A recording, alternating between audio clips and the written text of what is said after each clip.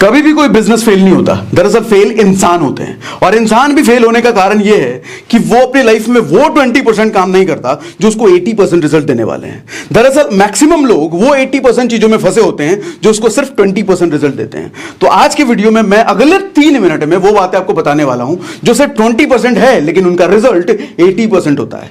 उसमें सबसे पहला है वैल्यू डिलीवरी। वैल्यू डिलीवरी क्या होता है?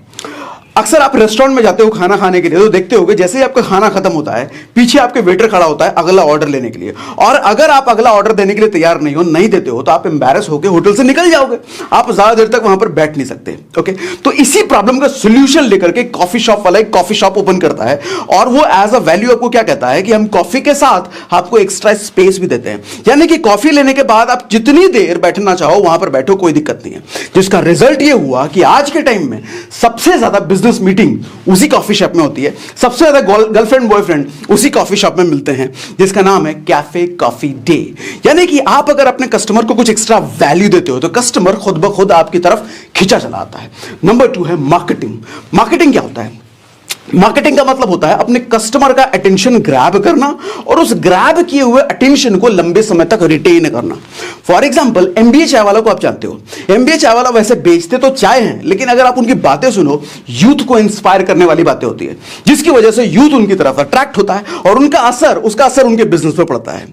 कहते भी हैं कि खराब प्रोडक्ट को अच्छी मार्केटिंग से बेचा जा सकता है, लेकिन अच्छे प्रोडक्ट को भी खराब मार्केटिंग से नहीं बेचा जा सकता। नंबर 3 है सेल्स।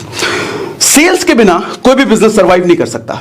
फॉर एग्जांपल, मान लो आपको अपने घर के लिए फर्नीचर खरीदना है, और फर्नीचर की क्वालिटी कैसे मेजर करते हैं आपको नहीं पता, और आपको पता चलता है आपके घर से 100 किलोमीटर दूर आपका कोई मित्र फर्नीचर की दुकान खोलता है। अब आप अपने आसपास के सारे फर्नीचर शॉप छोड़ करके उसके पास जरूर जाओगे, क्योंकि आपको ये पता है उससे फर्नीचर लोगे तो वो आपको क्वालिटी फर्नीचर ही देगा।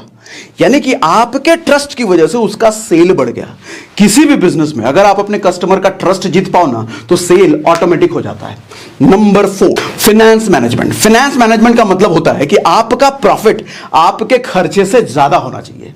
यानी कि एक जोमैटो का एग्जांपल आपको दूं, हमें देखने में ये लगता होगा कि जोमैटो की सेल तो बहुत होती है, हम भी ऑर्डर करते हैं, दूसरे लोग भी ऑर्डर करते हैं, खूब ऑर्डर होता है, लेकिन सच्चाई ये है कि जोमैटो की सेल बहुत होने के बावजूद जोमैटो आज 1200 करोड़ से ज्यादा के लॉस में है। कारण क्या है? फाइनेंस मैनेजमेंट, जिसकी वजह से हमें नहीं पता कि जोमैटो कब तक चलेगा या कब बंद होगा।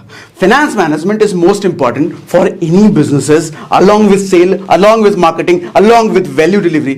वीडियो अगर अच्छी लगी तो किसी भी ऐसे पर्सन को जरूर शेयर करो जो बिजनेस कर रहा है, जो बिजनेस की प्लानिंग कर रहा है। और वीडियो अगर अच्छी लगी तो लाइक जरूर कर लेना, अच्छी नहीं लगी तो डिसलाइक करके चले जाओ।